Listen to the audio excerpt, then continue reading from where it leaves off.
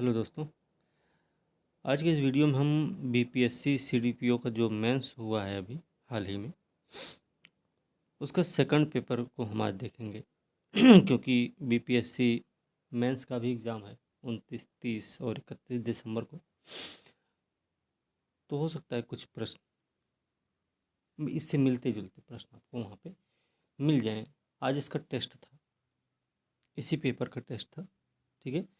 जैसे टेस्ट में क्या है कि हम अभी हाल में जितने भी मेंस के एग्ज़ाम्स हुए हैं उन सब का टेस्ट ऐसे ही करा दे रहे हैं।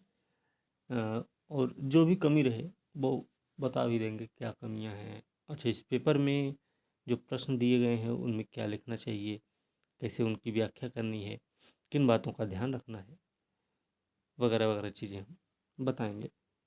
फिलहाल इसका टेस्ट था और उसमें एक कॉपी आई है, उसी कॉपी को हम देखेंगे और ये देखेंगे कि उस कॉपी में कितना बढ़िया है। फिलहाल लिखा उन्होंने बढ़िया, बहुत अच्छे से है, उसी पर बात करेंगे। तो बीपीएससी सीडीपीओ मेंस 2022 है ना। पहला प्रश्न इसका देख लेते हैं। पहला प्रश्न है कि एक राज्यपाल को संविधान की भावना के अनुसार अपने कर्तव्य का निर्वहन करना चाहिए, न कि केंद्र के एक एजेंट के रूप में कार्य करना चाहिए। इस कथन के परिप्रेक्ष्य में राज्यपाल की भूमिका पर चर्चा करनी है। ठीक है। तो इसमें क्या करना है भाई, देखिए राज्यपाल जो होता है वो राज्य में संवैधानिक प्रमुख होता है राज्यों में, है ना। और केंद्र सरकार के द्वारा नियुक्त किया जाता है और इसमें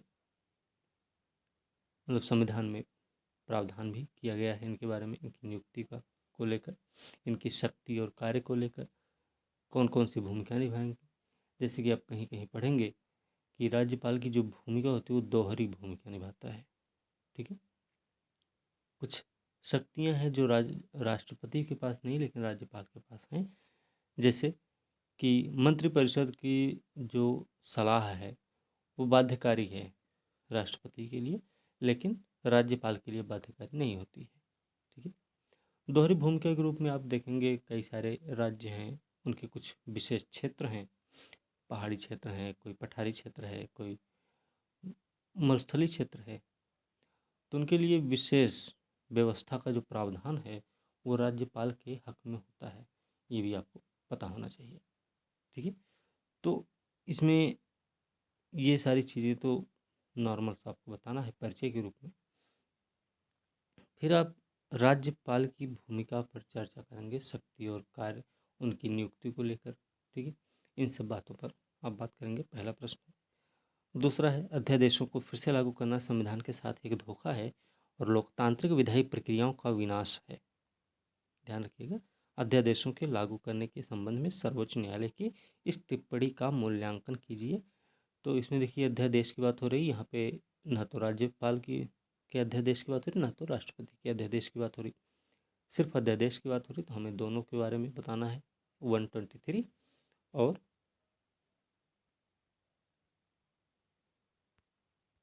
213, इन दोनों के बारे में बात करनी है। ठीक है। तो इन दोनों पे बात कर लेंगे। फिर इसके बाद ये किस प्रकार से होता है, क्या है क्या नहीं है, कैसा प्रभाव होता है इसका। ठीक है। फिर हमें मूल्यांकन भी करना है। ठीक है। तो ये हमको इस तरीके से इस प्रश्न को हम कवर कर देंगे। फिर क्या आप इस विचार से सहमत हैं कि सेवानिवृत्ति के बाद जजों द्वारा नौकरी की इच्छा सेवानिवृत्ति के पूर्व निर्णयों को प्रभावित करती है। तो ये वाला भी प्रश्न, सेवानिवृत्ति के बाद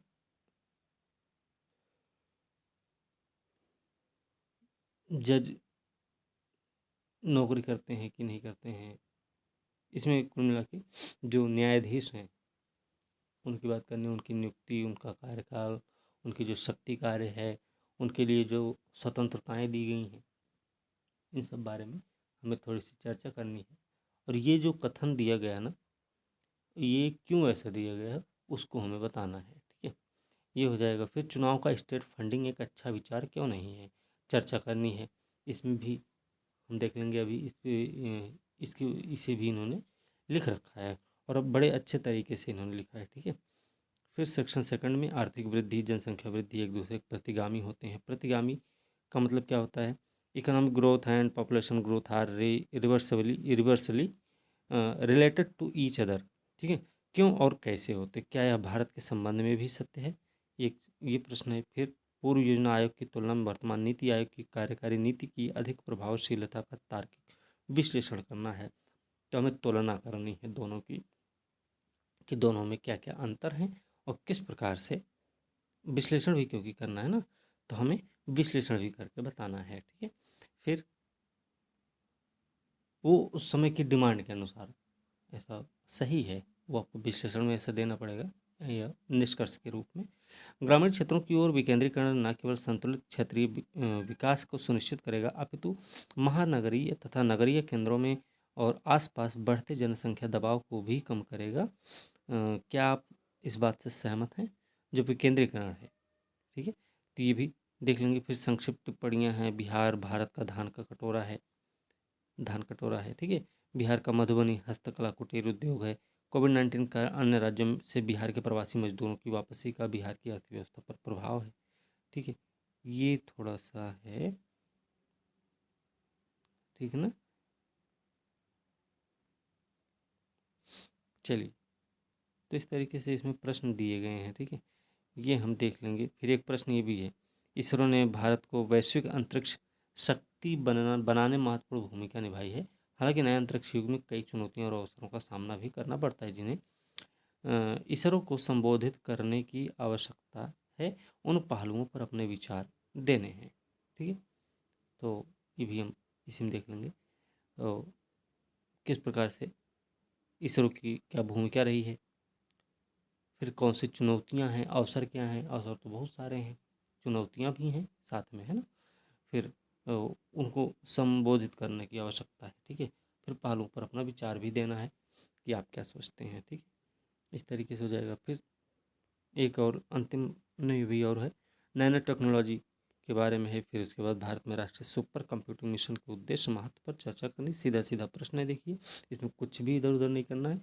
मिशन का उद्देश्य बताना, मिशन क्या है पहले वो बताना, फिर उसके बाद उद्देश्य क्या है, फिर महत्व बताना है। उसके बाद हमको चुनौतीपूर्ण मुद्दे जो हैं उसको भी बता के एक निष्कर्ष दे देना है, ठीक है।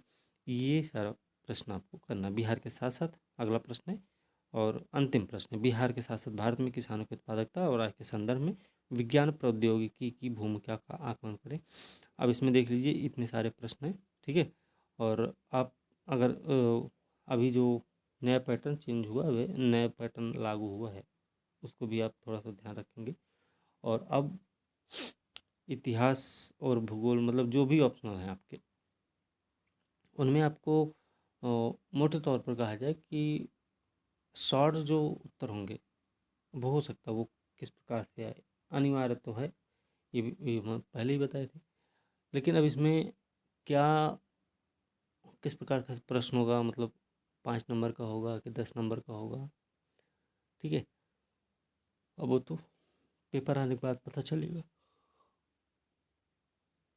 लेकिन फिर भी इतना ध्यान रखना है कि अगर मैप बेस्ड हुआ, मैप आधारित हुआ, तो उसमें 20-20 वर्ड लिखने होते हैं, ठीक है, 15-20 वर्ड लिखने होते हैं। मैप में आपको दिखाना भी होता है जगह का नाम। और अगर 10 नंबर का आता है तो आपको सीधा सा मतलब है कि भाई 1 से 1.5 पेज आपको लिखने पड़ेंगे, ठीक है। ये सारी चीज़ें हम पिछली वीडियो में ही बता चुके हैं, उसके बारे में बात नहीं करेंगे यहाँ पे। अब ये देखिए, इन्होंने प्रश्न लिखा हुआ है, ठीक है। चलिए, प्रश्न है, प्रश्न तो वही पहला वाला था, एक राज्यपाल को संविधान की भावना के अनुसार। तो इन्होंने बताया उसको कि भारतीय संविधान में राज्यों के संवैधानिक प्रमुख के रूप में अनुच्छेद 155 के तहत राष्ट्रपति के द्वारा राज्यों के में राज्यपाल की नियुक्ति का प्रावधान किया गया है। राज्यपाल के अंतर्गत राज्य की प्रशासनिक शक्ति निहित हो रहती है और साथ ही वह केंद्र और राज्य के बीच एक प्रतिनिधि के रूप में कार्य करता है। राज्य और केंद्र के बीच में नहीं, एक केंद्र के प्रतिनिधि के रूप में कार्य करता है। ये इन्होंने थोड़ा सा गड़बड़ कर दिया था। हाल के वर्षों में राज्यपालों की निष्पक्षता पर सवाल खड़े हुए हैं और आलोचना स्वरूप उन्हें केंद्र का अभिकर्ता मतलब एजेंट कहा जाने लगा। इसके मुख्य कारण हैं, जैसे कारण क्या भाई, राज्यपालों के द्वारा अनुच्छेद 356 के आधार पर राज्य में राष्ट्रपति शासन की व्यवस्था और अनुच्छेद 365 के आधार पर खराब कानून व्यवस्था, ठीक है, इसे केंद्र के निर्देशों पर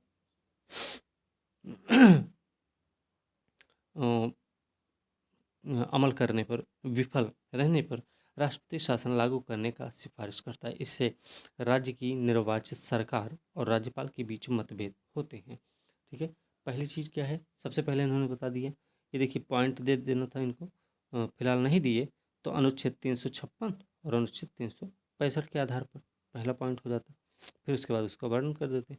फिर राज्यपाल अनुच्छेद 200 के तहत राज्य विधानमंडल से पारित विधानों को राष्ट्रपति की अनुशंसा हेतु आरक्षित कर सकता है। इससे राज्य के मामले में केंद्रीय हस्तक्षेप हो जाता है, अतः इस कारण से राज्यपाल को केंद्र का अभिकर्ता कहा जाता है। तो यहाँ पर भी ऐसे ही पॉइंट दे देते अनुच्छेद 200 के तहत। फिर राज्यपाल की भूमिका क्या है, राज्यपाल का जो, अब भूमिका की बात करेंगे तो राज्यपाल का प्रावधान राज्य में वैसे ही है जैसे जिस प्रकार से केंद्र में राष्ट्रपति की स्थिति है। राज्यपाल को कई प्रकार की शक्ति प्राप्त होती है। अब शक्ति कई सारी, विधायी है, अब ये सब हम नहीं पढ़ेंगे, ठीक है। प्रशासनिक अधिकार हैं, फिर आपके न्यायिक अधिकार हैं, ठीक है, ये सब हैं। अब इन्होंने यहाँ पे निष्कर्ष के रूप में एक दिया इन्होंने कि इस प्रकार से देखते हैं कि राज्य के शासन प्रशासन में राज्यपाल को काफ़ी अधिकार और दायित्व संविधान द्वारा दिए गए हैं। ठीक है, ठीक है ना। परंतु राज्यपाल के द्वारा बार बार दुरुपयोग की शिकायतें आती रहती हैं, जो कि राज्य सरकार और राज्यपाल के बीच तकरार का कारण बनती है।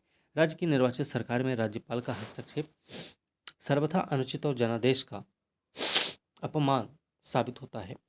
इसे लेकर विभिन्न समितियों यथा जैसे सरकारिया समिति है, प्रथम प्रशासनिक सुधार आयोग 1966 का है, पूंछी आयोग है 2007 में, भी समय समय पर आलोचना की जाती रही। ठीक है, राज्यपाल की नियुक्ति संबंधी देखिए ये इन्होंने थोड़ा सा गड़बड़ कर दिया था। फिलहाल ये सही है, वो निष्कर्ष का ही भाग है। ठीक है, इन्होंने अपने पक्ष में थोड़ा सा बात रखी है। ठीक है, मुख्यमंत्री की सलाह राज्यपाल एक गैर राजनीतिक व्यक्ति की नियुक्त करके हम इस विवाद का समाधान खोज सकते हैं। तो इन्होंने एक अपना निष्कर्ष दे दिया और अपने विचार भी इन्होंने रख दिया। ठीक है, फिर दूसरा प्रश्न था जो हमने वहाँ पे बात किया था अध्यादेश वाला। इन्होंने क्या किया, भारतीय संविधान में 123 के तहत राष्ट्रपति और अनुच्छेद 213 के तहत राज्यपाल को संघ और राज्य के क्षेत्र में एक प्रमुख विधायी शक्ति प्राप्त है, जिसे बोलते हैं अध्यादेश। ठीक है, अध्यादेश को राष्ट्रपति राज्यपाल के द्वारा किसी अति आवश्यक मुद्दों पर प्रख्यापित किया जाता है जब संबंधित सदन सत्र में ना हो तो होता है ऐसा। ठीक है, राष्ट्रपति के अध्यादेश की शक्ति क्या है, अनुच्छेद 123 के तहत प्रदत्त है। ठीक है, मंत्रिमंडल से की सलाह पर अध्यादेश को प्रख्यापित कर सकता है। ठीक है, ये केवल 6 महीने तक ही वैध होता है। देखिए 6 महीना ना, ये थोड़ा सा गड़बड़ है, 6 महीना नहीं होता। अध्यादेश जो होता है ना लगभग 7.5 महीना का होता है, ये आपको थोड़ा ध्यान रखना है। ठीक है, ये 6 महीना नहीं, एक है 123 के तहत राष्ट्रपति अध्यादेश जारी करता है और एक है 85 के तहत भी अध्यादेश जारी करता है। ठीक है, तो 7.5 महीना का लगभग अध्यादेश होता है राष्ट्रपति का, ये चीज़ है। फिर राज्यपाल के अध्यादेश की शक्ति इन्होंने बता दी, ये भी सही है, इसमें कोई दिक्कत नहीं। 213 के तहत इनको प्राप्त है, ये चीज़ मंत्रिमंडल की सलाह पर सलाह की बाध्यता आरोपित होती है। ठीक है, ये हो गया अध्यादेश का पुनर्प्रख्यापन। क्या भाई, अभी ये इन्होंने इस वाले पॉइंट पे चलते हैं अपन। ठीक है, अध्यादेश वाला तो सब बता देंगे।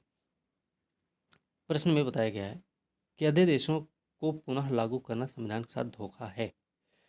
तो ये जो मामला रहा ना कृष्ण कुमार बनाम बिहार सरकार वाद में, ये व्याख्या दी गई है, सर्वोच्च न्यायालय के द्वारा दी गई है। इससे संबंधित मुद्दे हैं, जैसे क्या है मुद्दे, कि किसी भी अध्यादेश को एक सदन के चालू होने से 6 सप्ताह के अंदर खत्म हो जाना होता है पास नहीं होने की स्थिति में, परंतु इसके पुनर्प्रख्यापन के कारण इस समय सीमा का उल्लंघन हो जाता है। पहली चीज़ उन्होंने पहला मुद्दा बता दिया। ठीक है, बहुत बढ़िया से। दूसरा, अध्यादेशों के पुनर्प्रख्यापन से भारतीय संविधान की मूल ढांचा में व्याख्या शक्ति के विभाजन सिद्धांत का उल्लंघन होता है। दूसरा मुद्दा बता दिए। तीसरा क्या है कि यह कार्यपालिका की निरंकुशता और जनता के जनादेश से निर्वाचित विधायिका के प्रति अपमान को दर्शाता है, ये भी मुद्दा सही है। यदि किसी महत्वपूर्ण विषय पर संसद में वाद विवाद से बचा जाता है, जो कि संसदीय व्यवस्था का प्रमुख उद्देश्य है, इन्होंने बता दिया। ठीक है, थोड़ा सा पॉइंट का भी ध्यान रखें तो बहुत अच्छा हो जाएगा। फिलहाल ऐसे भी इन्होंने बहुत अच्छे से किया है। ठीक है, अच्छा खासा अंक ये बटोर सकते हैं अपना।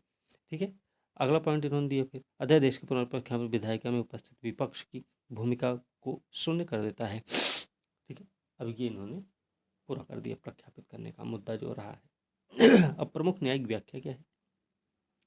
आरसी कूपर बनाम भारत संघ 1969 में सर्वोच्च न्यायालय ने केंद्र सरकार द्वारा बैंकों के राष्ट्रीयकरण अध्यादेश को खारिज कर दिया गया था उसके द्वारा।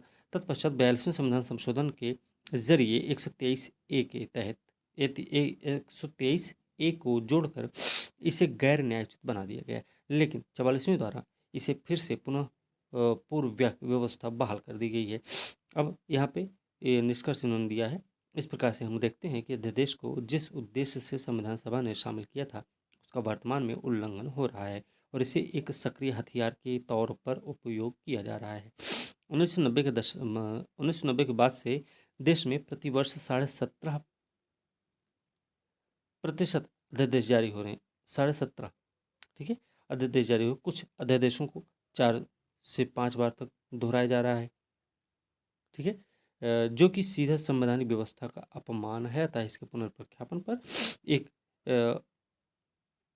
मतलब निर्बंधन लगना चाहिए इस पर। ठीक है, फिर अगला प्रश्न जो था उसमें चुनाव वाली बात थी, तो चुनाव में राज्यों के द्वारा वित्त पोषण, जो स्टेट फंडिंग वाली बात थी, वो वाला प्रश्न है ये, तो आप लोग प्रश्न देख लेना। ठीक है, अब चुनाव में राज्य के द्वारा वित्त पोषण एक नवीन लोकतांत्रिक अवधारणा है जिसके केंद्र में देश के में चुनावी भ्रष्टाचार, धनबल के बढ़ते उपयोग पर लगाम लगाना है। ठीक है, चुनाव में स्टेट फंडिंग का विचार सबसे पहले इंद्रजीत गुप्ता समिति के द्वारा 1998 में दिया गया था। तत्पश्चात ये बढ़िया से इन्होंने बहुत अच्छे से चीज़ कवर किया। तत्पश्चात विभिन्न आयोगों और संस्थाओं द्वारा इस प्रकार के विचार सामने आए हैं।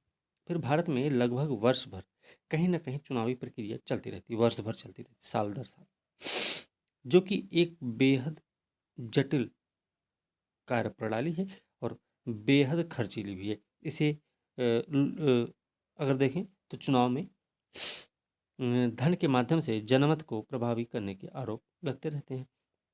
स्टेट फंडिंग का लाभ क्या है भाई? स्टेट फंडिंग का लाभ इन्होंने बताया, वो हम देख लेते हैं। इससे चुनाव में काले धन के उपयोग पर लगाम लग जाएगी। स्टेट फंडिंग के द्वारा लग सकती है। स्टेट फंडिंग के द्वारा सभी पार्टियां समानता स्थापित कर सकेंगी। यह चुनाव में सीमित खर्च को बढ़ावा देगा। ठीक है, क्योंकि देश में आम जनता आर्थिक चंदे देने में सक्षम नहीं है, अतः राज्य के द्वारा निधि का प्रावधान अच्छा रहेगा। फिर इसके अलावा फिर उन्होंने बताया लाभ के रूप में चुनाव में विभिन्न राजनीतिक दलों को चुनाव खर्च देने वाले व्यावसायिक जो घराने हैं, उन दलों की सरकार में आने के पश्चात नीति निर्माण और योजनाओं पर काफ़ी दखल भी करते रहते हैं। उनका उनका दखल रहेगा भाई। ठीक है, राज्य संपोषित चुनाव से इससे बचा जा सकेगा। इन्होंने ये भी फायदा बता दिया। अब हानि क्या है? लेकिन इससे राज्य के वित्त लाभ हेतु दलों की या चुनावी पार्टियों की बाढ़ आ जाएगी, पहली बात। दूसरा, देश को मौजूदा जो आर्थिक स्थिति है के हिसाब से यह अधिक भार आरोपित करेगा। ठीक है, 2019 के लोकसभा चुनाव में रिपोर्ट आई थी, उसके मुताबिक 55,000 करोड़ रुपए खर्च हुआ था, जो कि छोटे राज्यों के बजट में ये छोटे राज्यों के बजट के समान है। इसके अलावा अन्य 28 राज्यों में भी चुनाव होते हैं। ठीक है, फिर यह विभिन्न सामाजिक योजनाओं में कटौती को प्रोत्साहित करेगा, इससे स्वास्थ्य, शिक्षा, ये सब में। ठीक है, तो अब ये पॉइंट में आप दे सकते थे, सामाजिक योजनाओं में कटौती के रूप में ये सब पॉइंट दे सकते थे। फिलहाल नहीं दिए तो सही भी है, कोई दिक्कत नहीं है। ठीक है, कुल मिला के प्रश्न इनका अच्छा चल रहा। इससे खर्च को प्रबंधित करने हेतु एक बड़ी मशीनरी की आवश्यकता होगी, जो कि वर्तमान में मुश्किल प्रतीत होती है। फिर इंद्रजीत गुप्ता समिति की रिपोर्ट इन्होंने बता दी कि 1998 में प्रमुख सिफारिश उन्होंने की थी, चुनाव स्टेट फंडिंग से हो। स्टेट फंडिंग से विभिन्न दलों में प्रतिस्पर्धात्मक समानता स्थापित होगी, चुनावी खर्चों में पारदर्शिता आएगी, केवल राष्ट्रीय राज्य दलों को ही चंदा दिया जाएगा। ठीक है, ये रही इंद्रजीत गुप्ता समिति की सिफारिश। ठीक है, अब इसके पश्चात चुनावी कानून पर राष्ट्रीय आयोग ने भी इंद्रजीत गुप्ता की सिफारिश को सही माना। हालांकि चुनाव आयोग ने स्टेट फंडिंग से चुनाव से इनकार किया है। उसके तर्क रहे हैं, तर्क ये रहे कि इतनी बड़ी चुनावी निधि को संभालना, अंकेक्षण करना वर्तमान में चुनाव आयोग से संभव नहीं है। दूसरा, चुनावी खर्च राज्य के चुनावी खर्च राज्य के उद्यमी के पश्चात भी राजनीतिक दल निधि धन का उपयोग नहीं करेंगे, यह सुनिश्चित करना कठिन होगा। ठीक है, फिर इस प्रकार से हम देखते हैं कि इन्होंने निष्कर्ष भी दे दिए, परंतु वर्तमान देश की आर्थिक स्थिति के उस लिहाज से सही है। ठीक है, फिर अगला उन्होंने जो प्रश्न बताया, अगला प्रश्न है सेक्शन सेकंड का 5वां प्रश्न है, आर्थिक वृद्धि और जनसंख्या वाला जो था।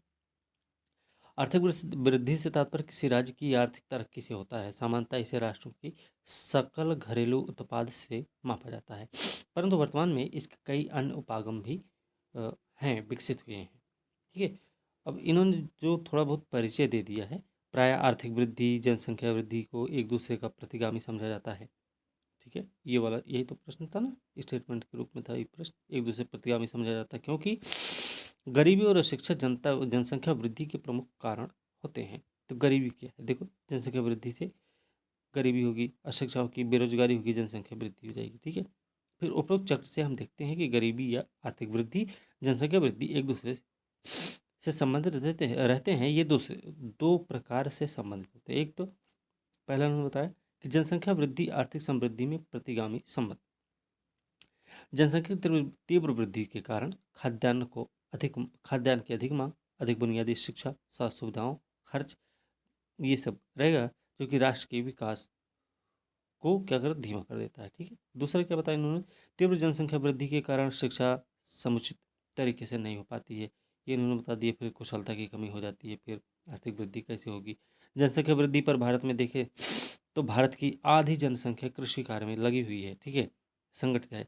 तो जनसंख्या वृद्धि से जोतों का विभाजन होता है और भी गरीबी आती रहती है। फिर जनसंख्या वृद्धि के कारण सरकारों को अपने खर्च का अधिकांश भाग राजस्व व्यय लोक कल्याणकारी योजनाओं में ही खर्च हो जाता है। ठीक है, ये भी इन्होंने बता दिया। जनसंख्या वृद्धि संसाधनों पर भी तीव्र दबाव डालती है। फिर दूसरा इन्होंने बताया कि जनसंख्या वृद्धि और आर्थिक समृद्धि में अनुगामी संबंध, एक तो प्रतिगामी इन्होंने बता दिया, दूसरा अनुगामी संबंध बताएंगे। अब अनुगामी संबंध क्या हुई, जनसंख्या वृद्धि को हम जनसांख्यिकी लाभांश में परिवर्तित करके आर्थिक रूप से सशक्त हो सकते हैं। देखिए इन्होंने फायदा भी बताया है।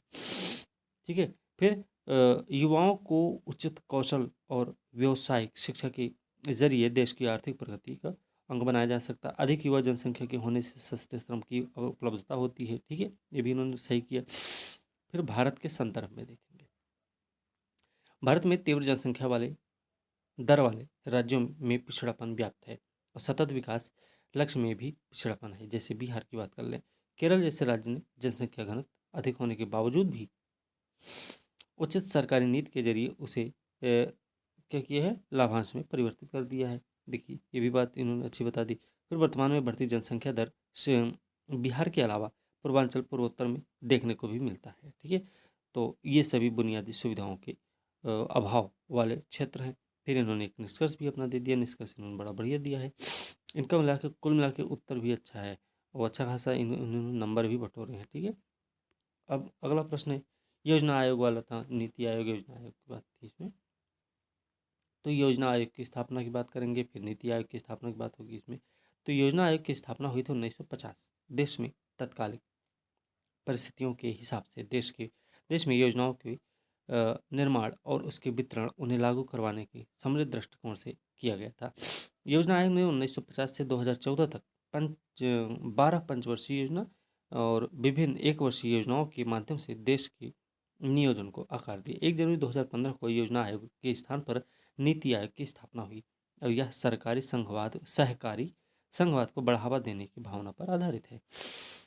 अब इसमें 3 प्रकार की रणनीति होती है। कौन सी, एक तो 15 वर्षीय है, दूसरा 7 वर्षीय, तीसरा 3 वर्षीय कार्य एजेंडा है। ठीक है, इन्हीं के माध्यम से नीति आयोग अपनी रणनीतियों को लागू करता है। नीति आयोग और योजना आयोग में अंतर देख ले क्या है। अब नीति आयोग में अंतर देखेंगे, यह एक संवैधानेतर है, तो संवैधानेतर तो है ही है। इसके बाद संवैधानिक रूप से कार्यों कार्यों का निपटान करता है। कौन, योजना आयोग करता था पहले की बात है, अब तो योजना आयोग नहीं है ना। फिर यह एक विशेषज्ञता आधारित संगठन है, जबकि योजना आयोग क्या है, विशिष्ट विशेषज्ञता का कोई विचार इसमें नहीं था। अगला पॉइंट क्या है, वित्तीय बंटवारों को अंजाम नहीं देता है। कौन? नीति आयोग। लेकिन योजना आयोग क्या है? यह विभिन्न राज्यों केंद्र के विभिन्न मंत्रालयों के बीच वित्त के बंटवारे का कार्य भी करता था। ठीक है। फिर बात करें नीति आयोग की, तो सलाहकारी संस्था थी। ठीक है। और योजना आयोग क्या है? योजना का निर्माण, उनके मतलब लागू करवाने पर भी जोर देता था। फिर नीति आयोग के बारे में बात करें, नीचे से ऊपर की रणनीति पर आधारित है ये, और योजना आयोग क्या? ऊपर से नीचे के भागों पर आधारित है। फिर नीति आयोग के बारे में देखेंगे तो इसमें राज्यों की भूमिका अधिक है। योजना आयोग में राज्यों की भूमिका सीमित थी।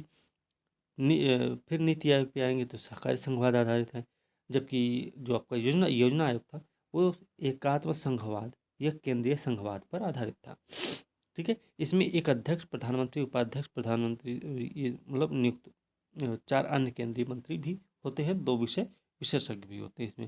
लेकिन योजना आयोग क्या था? अध्यक्ष होते थे प्रधानमंत्री, और उपाध्यक्ष सरकार द्वारा नियुक्त, और 8 सदस्य होते थे योजना आयोग में होते थे। ठीक है। फिर नीति आयोग क्या है? सरकार के सचिव को नीति आयोग का CEO कहा जाता है। योजना आयोग क्या है? इसमें ऐसी व्यवस्था नहीं थी। ठीक है। अब नीति आयोग अपने कार्य हेतु 2 प्रकार के संगठन बनाता है। पहले तो थिंक टैंक और दूसरा कार्यकारी परिषद। थिंक टैंक में क्या होगा? इसमें देश से सभी क्षेत्रों से जुड़े 500 यंग प्रोफेशनल्स को जोड़ा गया जाता है, और ये प्रोफेशनल देश हेतु उपस्थित विभिन्न चुनौतियों और कठिनाइयों की सबको समाधान हेतु कार्य करते हैं। ठीक है। कार्यकारी परिषद में क्या होगा? इसमें सभी राज्य के मुख्यमंत्री, केंद्र शासित प्रदेशों के राज्यपाल होते हैं, और प्रधानमंत्री विभिन्न मुद्दों पर विमर्श हेतु किसी मुख्यमंत्री की अध्यक्षता में समिति का गठन कर देते हैं। इस प्रकार से हम देखते हैं भैया, इन्होंने निष्कर्ष तौर पर इन्होंने दे दिया फिर ना, नीति आयोग केंद्र राज्य संबंधों को सुधारने की दिशा में प्रमुख कदम है। विशेषज्ञ आधारित योजना विश्लेषण, सूचकांकों के निर्माण आदि के जरिए नीति आयोग एक प्रगतिवादी संगठन साबित हो रहा है। इस प्रकार से देखते हैं कि योजना आयोग पूर्व के कमान क्षेत्र आधारित नियोजन समक्ष हेतु अनुकूल था, परंतु वर्तमान की चुनौतियों के अनुसार नीति आयोग की प्रासंगिकता अधिक है। ठीक है। फिर इन्होंने अगला प्रश्न भी किया है। अगला प्रश्न भी क्या है कि भारत का धान का कटोरा है बिहार। ठीक है। तो बिहार धान कटोरा कैसे है भाई? बिहार में पूरे राज्य में चावल की खेती की जाती है। ठीक है। ये 12 नंबर वाला प्रश्न है। जिसमें कि पश्चिमी उत्तरी भाग, दक्षिण पश्चिमी भाग चावल उत्पादन की दृष्टि से महत्वपूर्ण है। भारत में चावल उत्पादन में बिहार का स्थान 6वां है।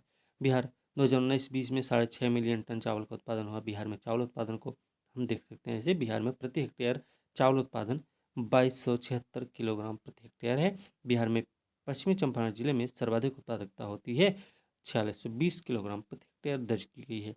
अधिक सर्वेक्षण आर्थिक सर्वेक्षण 21-22 के अनुसार उन्होंने ये डाटा भी दे दिए। देखिए डाटा वाटा का बहुत महत्व होता है फिलहाल प्रश्न में आपके। ठीक है।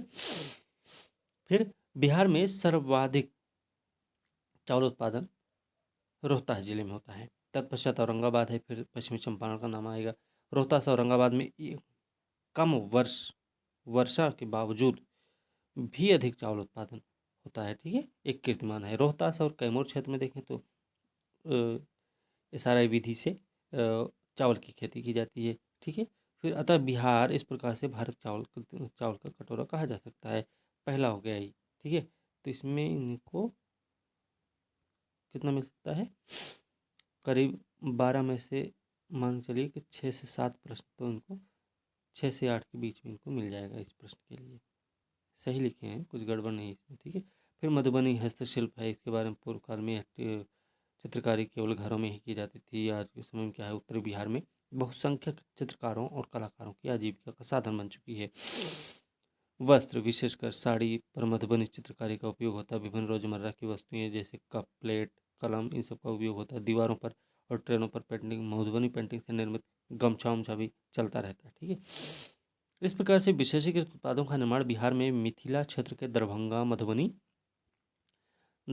मधुबनी, सहरसा, सीतामढ़ी, सुपौल, मधेपुरा इन क्षेत्रों में किया जाता है, परंतु मधुबनी जिला इसका प्रमुख केंद्र है। ठीक है। इस क्षेत्र में देखेंगे तो ये हमने अच्छा दोनों को मिला के इसमें नंबर दे ही दिए थे। ठीक है।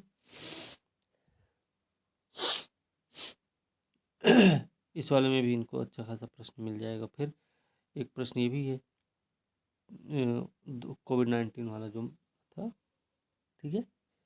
अब इसमें देखेंगे तो 2019 के नवंबर में चीन से शुरू हुई कोरोना महामारी के 2020 में भारत पहुंचने के पश्चात एक अभूतपूर्व बंद का सामना देश ने किया है। राष्ट्रव्यापी बंद लॉकडाउन के कारण से देश की उद्योग धंधे बंद हो गए और इसका सर्वाधिक प्रभाव बिहार में वैसे निवासी जो रोजगार हेतु वो दूसरे राज्यों में रह रहे थे उन पर पड़ा है। तो कैसे हुआ? लॉकडाउन का समान समस्त आर्थिक गतिविधि बंद हो गई, प्रवासी श्रमिक बेरोजगार हो गए। 3 महीने से अधिक बंदी ने पिछड़े जो मजदूर दिहाड़ी जो मजदूर थे मुसीबतों का पहाड़ टूट पड़ा था। बचत खत्म हुई, आमदनी नहीं रही, तो उसके कारण गांव ये बिहार की ओर वो लौटने लगते हैं। यातायात सघन साधन जो है बंद हो गए, उनसे बहुत यात्री पैदल ही चलकर बिहार पहुंचे हैं। इससे क्या हुआ? एकाएक सर बिहार में श्रमिकों की संख्या बढ़ गई और इससे अर्थव्यवस्था पर क्या हुआ? निम्न प्रभाव पड़ा। प्रभाव क्या पड़ा? राज्य में उपलब्ध बेरोजगारों की संख्या में वृद्धि हो गई, मनरेगा के तहत काम मांगने वालों में वृद्धि हो गई, कृषि के ऊपर अस्वाभाविक भार पड़ गया भाई। महामारी के कारण खाद्यान्न उपलब्ध करवाने में राज्य ने को अधिक खर्च भी करना पड़ा, स्वास्थ्य सुविधाओं पर भी भार पड़ गया। हालांकि इन सब के बावजूद भी बिहार ने आर्थिक प्रगति को थामे रखा और राष्ट्रीय स्तर पर -6.8% की गिरावट की तुलना में समान अवधि में बिहार में 2.5% की वृद्धि दर्ज हुई है। ठीक है, तो ये भी एक इनका अच्छा प्रश्न इन्होंने लिख दिया, तो इसमें भी नंबर इनको मिल जाएगा, 5 से 6 नंबर मिल जाएगा। ठीक है, ऐसे प्रश्न के लिए भी। ठीक है, अब हम सेक्शन 3 में जैसे चलेंगे तो नैनो टेक्नोलॉजी देखेंगे। जो प्रश्न था 10वां प्रश्न है, नैनो टेक्नोलॉजी परमाणविक स्तर पर और उप परमाणविक स्तर पर की जाने वाली अभियांत्रिकी है जिसमें 1 से 100 नैनोमीटर आकार के क्या हाँ आकार के ऊर्जा पर उनके विशिष्ट गुणों से संबंधित अनुप्रयोग किए जाते हैं। ठीक है, उनसे प्राप्त लाभों को लोक कल्याण हेतु उपयोग किया जाता है। नैनो टेक्नोलॉजी एक विशिष्टता आधारित बहु विषयक क्षेत्र है जिसमें हम उच्च प्रौद्योगिकी का उपयोग करते हैं और इनसे मिलने वाले लाभ भी काफ़ी प्रासंगिक होते हैं। फिर उन्होंने क्या किया, ये बता दिए 4 प्रकार की होती है। कैसे? ऊपर से नीचे नैनो टेक्नोलॉजी, नीचे से ऊपर वाली, फिर मीगा इन्होंने बता दिए, फिर इसके बाद बता दिए ये सब। ठीक है, 4 प्रकार। भारत में नैनो तकनीक विज्ञान मिशन जो इन्होंने बताया वो फिर इसमें है, उसके बारे में इन्होंने बता रखा है। भाई देख लीजिए, इसे सर्वप्रथम 2001 में एक पहल के रूप में शुरू किया गया था। ठीक है, लेकिन 2007 में इसे एक व्यवस्थित मिशन के रूप में 1000 करोड़ रुपए के बजट के साथ शुरू किया गया था। विज्ञान प्रौद्योगिकी मंत्रालय मिशन को लागू करने की नेवल नोडल एजेंसी है। ठीक है, अब कैसे है? प्रमुख लक्ष्य क्या है? मूलभूत अवसर अनुसंधान को प्रोत्साहन देना है। इसके तहत ये पॉइंट इन्होंने देकर इसकी व्याख्या की है, ये बड़ा बढ़िया हो गया। इसके तहत विभिन्न श्रेष्ठता केंद्र स्थापित किए जाएंगे जो नैनो स्तर पर नियंत्रण और परिचालन करेंगे। ठीक है, फिर आधारभूत संरचना का विकास होगा। इसके बाद तहत पूरे देश में अनुप्रयोग हेतु विभिन्न उन्नत प्रौद्योगिकी आधारित संरचना का विकास भी संभव हो जाएगा। फिर सार्वजनिक और निजी क्षेत्रों को देखें तो नैनो पदार्थों के विकास हेतु प्रोत्साहित किया जाएगा। फिर कुशल मानव संसाधनों का विकास किया जाएगा। इसके लिए विभिन्न शिक्षण प्रशिक्षण कार्यक्रम भी चलाए जाएंगे। फिर विभिन्न विकसित तकनीकों वाले देशों के साथ साथ समझौते और सहयोग के माध्यम से देश के उन्नत तकनीक प्राप्ति का मार्ग प्रशस्त किया जाएगा। योजना जो है 2012 में विस्तारित हुई और इसका दूसरा चरण 2017 तक चला है। तो इन्होंने फिर बताया। अब भारत में कि भारत के विकास में नैनो तकनीक का महत्व क्या है, महत्व बता दिया इन्होंने जी। भाई सस्ती दवाओं के इस्तेमाल से उपचार पर होने वाले जो खर्चे हैं उनसे बचा जा सकेगा। कृषि क्षेत्र में नैनो तकनीक पर क्रांति आ जाएगी, है ना। नैनो वस्त्रों के उपयोग से हल्के और रोग पहचानने वाले वस्त्रों के विकास से सैन्य उपयोग हेतु उन्नत वस्त्र की प्राप्ति हो जाएगी। स्मार्ट नैनो इसमें देखेंगे सैन्य कर्मियों के तत्कालिक घाव को भरा जा सकेगा। बैंडेड की बात कर रहे हैं। जल का शुद्धिकरण भी हो जाएगा इसमें। नैनो सेवा नैनो सेंसर के विकास प्रदूषण पर नज़र रख सकेगा। ठीक है, फिर और क्या है इसमें? फिर नैनो तकनीक से अंतरिक्ष कार्यक्रम में महत्व मिलेगा, उसको अंतरिक्ष कार्यक्रम को भी बढ़ावा दिया जाएगा। भारत है तो नैनो तकनीक में प्रगति का इस तकनीक में महारत हासिल करने से एक तकनीकी वरिष्ठता प्राप्त हो सकेगी जो देश में आर्थिक प्रगति से विदेशी संबंध हेतु सही रहेगा, समकारी भी होगा। ठीक है, फिर इन्होंने अगला एक प्रश्न लिखा है। अब ये उन्होंने बताया जो कंप्यूटर वाला था, ठीक है, ये भी इन्होंने सही किया है। जैसे वैसे संगणक जो 500 मेगा फ्लॉप, जो आपका सुपर कंप्यूटर वाली बात थी, वो वाला प्रश्न है ये। अधिक तेजी से गणना करते हो और समांतर प्रोसेसिंग तकनीक का प्रयोग गणनाओं को करने में करते हैं, उससे बोलते हैं सुपर कंप्यूटर। सुपर कंप्यूटर का उपयोग मुख्यतः वैज्ञानिक गणनाओं, इंजीनियरिंग डिजाइन, मौसम पूर्वानुमान, जलवायु अनुसंधान, आणविक तकनीक विकास, विमान अभियांत्रिकी आदि में होता है। भारत में सुपर कंप्यूटर का विकास 1997 कि अमेरिका द्वारा नहीं, भारत में सुपर कंप्यूटर का विकास हुआ है अमेरिका द्वारा, क्रे कुछ है, ठीक है, क्रे द्वारा। क्रे सुपर कंप्यूटर देने से मना कर देने के बाद हुआ था। भारत का प्रथम सुपर कंप्यूटर का नाम है जो सीडैक के द्वारा बनाया गया है, उसका नाम है 1991 में बना था, परम 8000, ठीक है। राष्ट्रीय सुपर कंप्यूटिंग मिशन क्या है? इसकी शुरुआत हुई 2015 में 4500 करोड़ रुपए के बजटीय आवंटन के साथ। इसकी शुरुआत हुई विज्ञान प्रौद्योगिकी मंत्रालय, इलेक्ट्रॉनिक्स तथा सूचना प्रौद्योगिकी मंत्रालय और सीडैक तथा भारतीय विज्ञान संस्थान के द्वारा संयुक्त रूप से लागू किया गया है, ठीक है। इसके माध्यम से सुपर कंप्यूटरों का विकास होगा और राष्ट्रीय ज्ञान नेटवर्क से उन्हें जोड़ा जाएगा और राष्ट्रीय सुपर कंप्यूटर ग्रेड भी तैयार किया जाएगा, ठीक है। इसके माध्यम से अगले 5 वर्षों के तक 5 वर्षों तक अगले 5 वर्षों तक 2000 नहीं 20,000 कुशल व्यक्तियों का नेटवर्क तैयार करने का लक्ष्य भी है। मिशन के तहत मुख्य पहल क्या है? राष्ट्रीय गरुड़ पहल, सरकार की पहल है ना, राष्ट्रीय गरुड़ पहल है।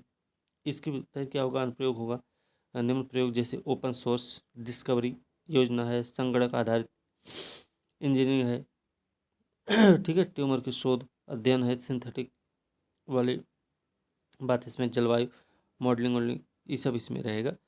फिर क्लाउड कंप्यूटिंग क्या है? सुपर कंप्यूटिंग मिशन के तहत देश में क्लाउड कंप्यूटिंग का भी नेटवर्क तैयार किया जाएगा। इस मिशन के तहत वर्तमान में विभिन्न संस्थाओं में सुपर कंप्यूटरों की स्थापना की जा चुकी है, जैसे परम, शिवाय, रुद्र, ये सब, ठीक है। फिर मिशन का महत्व क्या होगा? इससे देश में क्या हो जाएगा? 13 राष्ट्रीय ग्रिड तैयार हो जाएंगे, ठीक है। शिक्षा अनुसंधान में प्रगति मिलेगी, आएगी, मौसमी परिघटनाओं को और जलवायु परिवर्तन को समझने में आसानी हो जाएगी। तीव्र गति कंप्यूटर नेटवर्क से डाटा प्रोसेसिंग में तीव्रता आएगी। अंतरिक्ष प्रौद्योगिकी और जो मिशन है में भी सहायता मिलेगी। फिर कुशल तकनीकी विशेषज्ञों की टीम तैयार हो सकेगी जो देश की वैश्विक स्तर पर प्रगति के पथ पर लाके खड़ा कर सकेगा, ठीक है। यह संगणक आधारित अन्य शोध अनुसंधान को आधार प्रदान करेगा। फिर वैश्विक स्तर पर भारत की सॉफ्ट नीति मजबूत होगी। ये इन्होंने उसके लाभ बता दिए, चुनौती भी बताए हैं। निजी क्षेत्र का रुचि न लेना, सार्वजनिक निधि की सीमितता भी है। क्वांटम कंप्यूटिंग के आगमन से सुपर कंप्यूटर का दौर समाप्त हो जाएगा, इसका प्रभाव सीमित क्षेत्र तक हो सकता है। इस प्रकार से इन्होंने क्या किया, इस अपना निष्कर्ष भी लास्ट में दे दिया संगणकों में। तब ये सब इन्होंने बता के बढ़िया इन्होंने अच्छा सा कर दिया। कुल मिला के ये जो पेपर रहा पूरा पूरा आप लगभग देख लिए होंगे और लगभग पेपर सॉल्व हो चुका है। इसमें कुछ भी ऐसा नहीं है जो छूटा हो, ठीक है ना। तो इसी के साथ आज की वीडियो अब यहीं पे समाप्त करेंगे और अगली वीडियो भी लाएंगे, कल ही लेके आ जाएंगे, जो साइंस टेक से संबंधित रहेगा। और उसके अलावा फिर पॉलिटी का जो है उसका हम एक वो देख लेंगे, नोट्स रहेगा, तो उसका 2-3 वीडियो बना देंगे। 2-3 वीडियो में लगभग बहुत सारी चीज़ें अच्छी अच्छी कवर हो जाएंगी, जो इम्पोर्टेंट टॉपिक्स होंगे पॉलिटी, है ना। तो ये सारी चीज़ें भी हम देख लेंगे। तो इसी के साथ आज की वीडियो हम समाप्त करेंगे। अगली वीडियो के साथ कल मिलते हैं, तब तक के लिए धन्यवाद।